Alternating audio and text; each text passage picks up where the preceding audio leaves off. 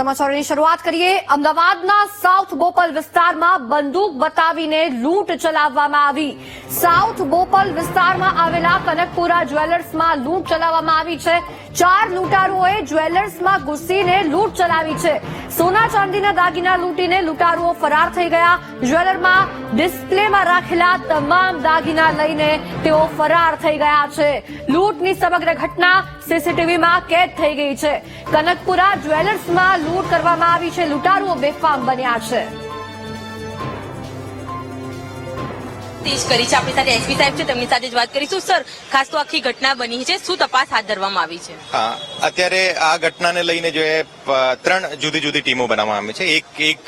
એક ટીમ જે છે એલસીબી હેડ કરે છે, એમને બીજી એસઓજી કરે છે, અને ત્રીજી જે છે આ લોકલ પોલીસ અને એસડીપીઓ સાણંદની તરફથી બનાવવામાં આવે છે. અત્યારે એફએસએલની ટીમ, અમારો જે ડોગ સ્ક્વોડ અને જે પણ અમે ટેકનિકલ અને હ્યુમન સોર્સિસથી એને ડિટેક્ટ કરી શકાય એ તમામ પ્રકારની કામગીરી અત્યારે ચાલુ છે. ક્રાઇમ સીન પ્રોટેક્ટ કરીને અમારી એક ટીમ છે, અને જે પણ અમે જેટલો વહેલો એનો ડિટેક્શન થાય એને માટે અમારે પૂરતા પ્રયત્ન ચાલુ છે. સાહેબ, ખાસ તો આખી ઘટના શું બની હતી જ્યારે તપાસ કરવામાં આવી, વેપારીની પૂછપરછ કરવામાં આવી, શું તપાસમાં સામે આવ્યું? હા, એમાં લગભગ 4 વાગ્યાની આસપાસ જો અહીંયા કનકપુરા જ્વેલર્સમાં જે 3 માણસો આવ્યા હતા, અને એમાંથી 2 માણસો એમને હથિયાર દેખાવીને જો એનેથી લૂંટ કરી હતી. ઓર જ્યારે અમે જાણ થઈ આ ઘટનાની તો તરત જ અમારી પોલીસ ત્યાં પહોંચી ગઈ હતી. અહીંયાથી માણસો જે છે પગપાળા ચાલીને આવ્યા હતા, ઓર આગળ કઈ વ્હીકલ લઈને આવ્યા હતા એ બધી તમામની અત્યારે તપાસ ચાલુ છે. એમો જોતા શું લાગી રહ્યું છે, અને કઈ દિશામાં અત્યારે સૌથી વધુ તપાસ હાથ ધરાશે? તમામ દિશામાં અમે એમાં તપાસ કરીએ. એના જે પણ અમે ટેકનિકલ રીતે અને હ્યુમન સોર્સિસ રીતે અમારા પુરાના જૂના જે અમારા ડેટાબેસીસમાં કોઈ એમઓથી મેચ થતી હોય તો આ પણ તપાસ અત્યારે ચાલુ છે.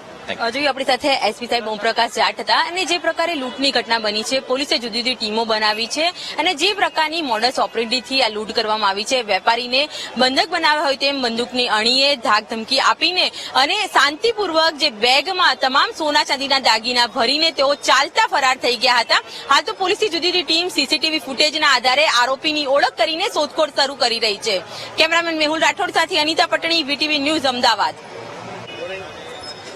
સાઉથ બોપલમાં ફરી એક વખત લૂંટની ઘટના સામે આવી છે. થોડા દિવસે આ લૂંટની ઘટના જે કનકપુરા જ્વેલર્સ છે ત્યાં બની છે. જ્યારે આ જ્વેલર્સની અંદર 3:40ની આસપાસ વેપારી પોતાના જ્વેલર્સમાં હતા, ત્યારે 3 જેટલા લૂંટારાઓ બંદૂકની અણીએ જ્વેલર્સની અંદર પ્રવેશ કર્યો હતો, અને બંદૂકની અણીએ તેઓને બંધક બનાવીને ધાક ધમકી આપીને જે ડિસ્પ્લેની અંદર જે સોના ચાંદીના દાગીના હતા તમામ લૂંટી લીધા હતા. આ ઘટનાને લઈને પોલીસનો કાફલો ઘટના સ્થળે પહોંચ્યો છે. વેપારીઓમાં પણ એક દહેશતનું વાતાવરણ જોવા મળી રહ્યું છે. એક ડરની સ્થિતિ અત્યારે સામે આવી રહી છે, કારણ કે જે પ્રકારે લૂંટારાઓ બંદૂકની અણીએ જ્વેલર્સમાં ઘૂસીને થોડા દિવસે જયારે લૂંટને અંજામ આપે છે તો પોલીસને એક પડકાર ફેંકતા હોય તે પ્રકારની આ ઘટના છે. અને ગુનેગારોમાં પોલીસનો કે કાયદાનો ડર ના હોય તેવું સ્પષ્ટ જોવા મળી રહ્યું છે. હાલ તો આ ઘટનાને લઈને પોલીસે જુદી ટીમો બનાવી છે, ક્રાઇમ બ્રાન્ચની ટીમ પણ એક્ટિવ થઈ છે, અને સમગ્ર કેસની અંદર જે મોડસ ઓપરેન્ડી સામે આવી રહી છે, જેને લઈને જે વેપારી જે ભોગ બનનાર છે તેઓના નિવેદન લેવામાં આવ્યા છે. આજુબાજુના જે સીસીટીવી ફૂટેજ છે તે તપાસ કરીને આ જે લૂંટારાઓ છે તેઓની ઓળખ કરીને હાલ શોધખોળ કરવામાં આવી રહી છે. કેમેરામેન મેહુલ રાઠોડ સાથે અનિતા પટણી, વીટીવી ન્યૂઝ, અમદાવાદ.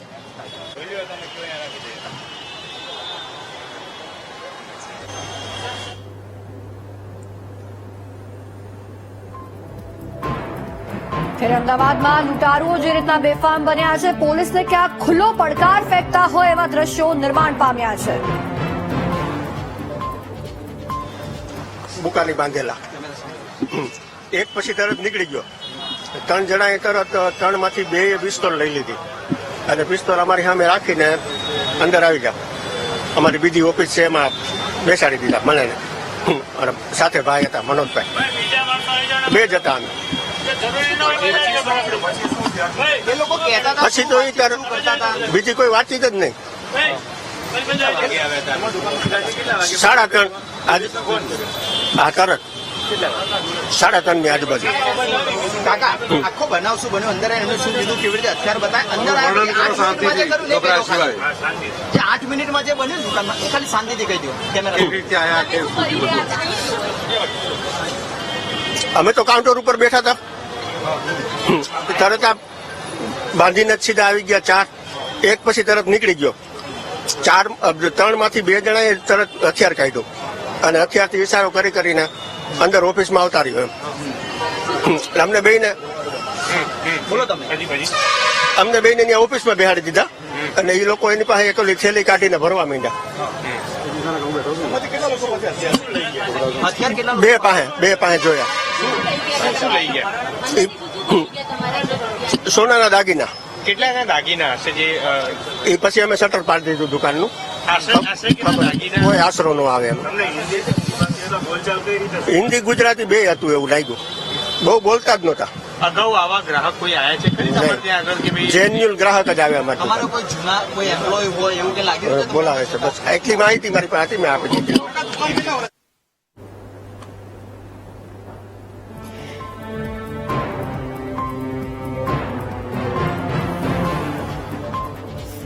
સમાચારોમાં આગળ